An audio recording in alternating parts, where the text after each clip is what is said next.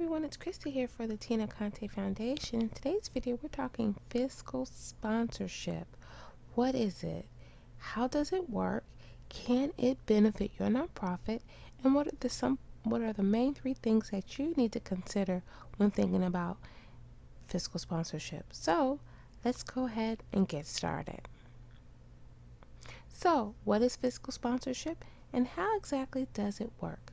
Well, fiscal sponsorship is when you have a project or organization who identifies another nonprofit in their area, generally a nonprofit that has the same mission and goals that you do, who will be willing to serve as basically an administrator and who would take over the fiduciary responsibilities of receiving charitable gifts. This is something that typically a new nonprofit will be interested in because they can utilize that fiscal sponsor to help them obtain charitable gifts and to obtain their 501c3 or whatever category tax exempt status.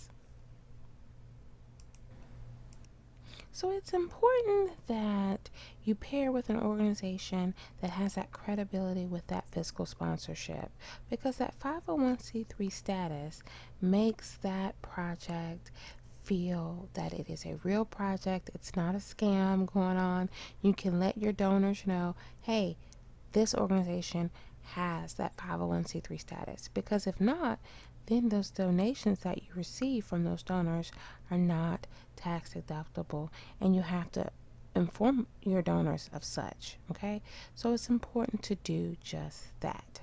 Now, let's talk about money and who controls it.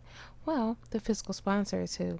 The fiscal sponsor retains control and discretion over the money, and your organization, will be required to pay an administrative fee to that fiscal sponsor.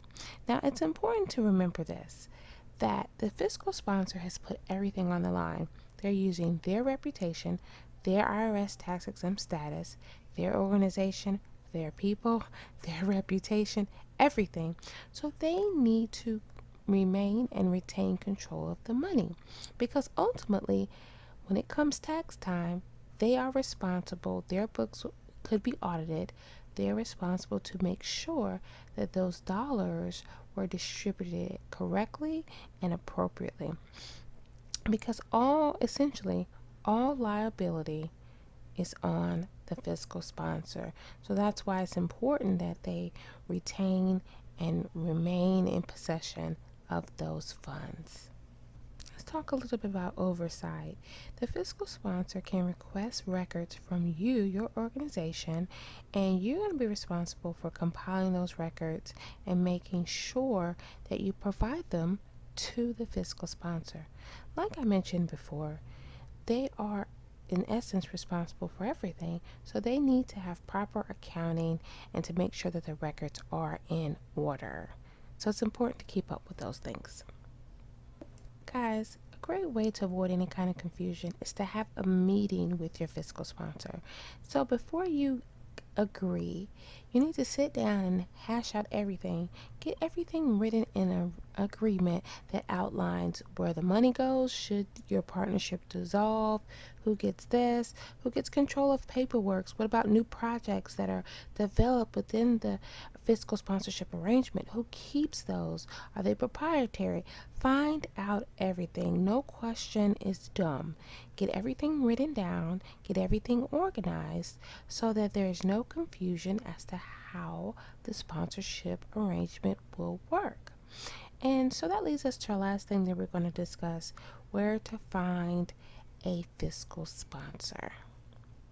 FiscalSponsorDirectory.org is where you can go. They have a great resource of all things fiscal sponsorship, and they also have a directory where you can type in, they have some states. They only have 38 states so far, but it's constantly growing.